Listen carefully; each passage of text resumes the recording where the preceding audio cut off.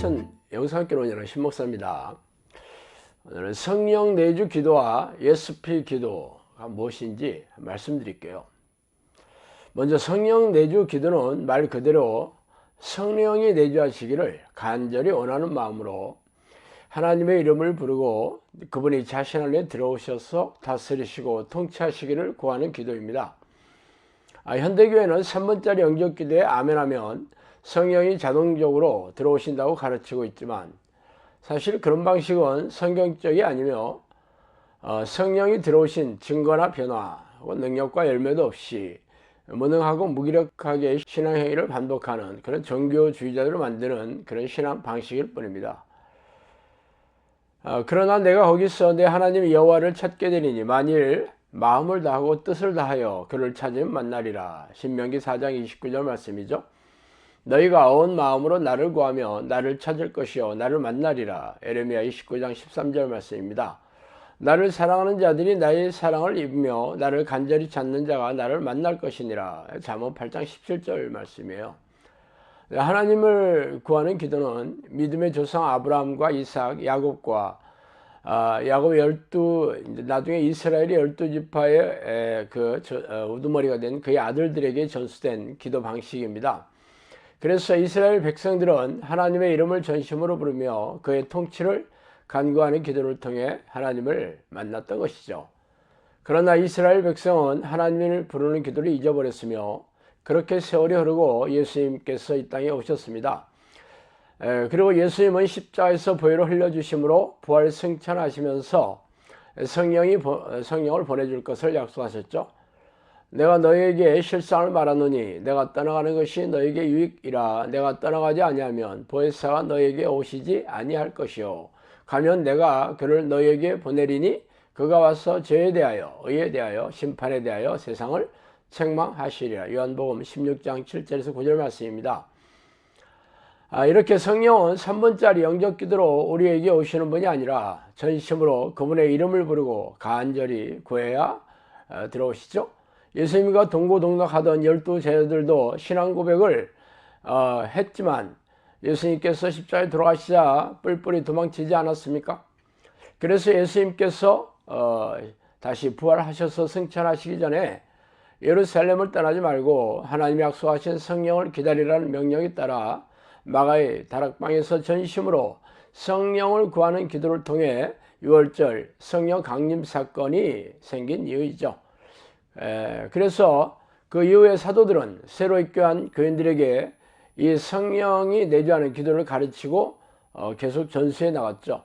그러나 초대교회 이후에 교회들은 이 기도를 잊어버리고 현대에 이르고 있습니다. 여기 있다 저기 있다고도 못하리니 하나님의 나라는 너희 안에 있느니라. 누가복음 17장 21절 말씀이죠. 하나님의 나라는 말에 있지 아니하고 오직 능력에 있음이라. 고린도전서 4장 20절입니다. 하나님의 나라는 먹는 것과 마시는 것이 아니요 오직 성령 안에 있는 의와 평강과 희락이니라. 로마서 14장 17절 말씀이죠. 성령이 우리 안에 들어오셔서 다스리고 통치하시는 하나님의 나라인 천국이 이루어진 증거는 성령이 주시는 평안과 기쁨 그리고 예수 보혈의 능력이 임한 증거이며 전능하신 성령의 능력으로 증명해야 하는 것입니다. 그래서 영성학교는 하나님을 부르는 기도를 훈련해서 기도의 일꾼을 세우고 정용사를 양육하라는 성령의 명령에 따라 세워진 이유입니다. 자, 두 번째로 ESP를 외치는 기도에 대해서 말씀드리겠습니다. ESP를 외치는 기도는 ESP의 공로를 의지하여 죄를 회개하고 죄를 짓게 만드는 악한 영과 싸워 이기는 기도입니다. ESP가 의미하는 것은 예수 그리스도께서 우리의 죄를 대신하여 십자가에 보혈을 흘려주신 것을 믿고 보혈의 능력과 공로를 의지하여 기도하는 것이죠. 그러므로 ESP로 싸운다는 것은 내 의지와 능력으로 싸우는 것이 아니라 하나님이신 예수님께서 이미 악한 영과 싸워 이긴 결과를 믿음으로 받아들여서 보혈의 능력을 의지해서 싸운다는 것을 의미합니다. 우리의 씨름은 혈과 육을 상대하는 것이 아니요 통치자들과 권세들과 이 어둠의 세상 주관자들과 하늘에 있는 악의 영을 상대함이라. 에베소 16장 12절 말씀이죠. 자, ESP를 외치는 기도는 먼저 죄와 싸우고 죄를 부추기는 귀신과 싸울 때 또 자신의 죄를 자복하고 회개할 때 하는 기도입니다. 교인들이 일반적으로 생각하는 죄는 현행법을 위반한 죄와 비도덕적인 죄에다 양심에 찔리는 죄만을 떠올리지만 성경에서 말하는 죄는 기도를 쉬는 죄, 하나님을 믿지 않은 죄, 이웃을 사랑하는 죄, 탐욕을 숭배한 죄, 혹은 쾌락을 사랑한 죄를 포함해서 자신의 마음과 육체가 원하는 것을 받아들여 그대로 산 죄들이 모두 하나님이 싫어하는 죄를 말하고 있습니다. 그러므로 예수비를 하루 종일 입에 달면서 기도하면 예전에 생각나지 않았던 죄들이 떠오르는 일이 허다하죠. 그때는 즉시 사라질 때까지 회개의 기도를 해야 합니다. 한번 회개했다고 끝난 게 아니에요. 다시 그 죄가 반복해서 생각날 때는 또다시 회개하는 기도를 해야 하겠죠. 그래서 아주 머릿속에서 생각나지 않을 때까지 전심으로 회개해야 합니다. 이때 주의할 것은 형식적으로 입만 달싹거려서는 안 된다는 것입니다. 진정성을 보이며 전심으로 회개하는 것이죠.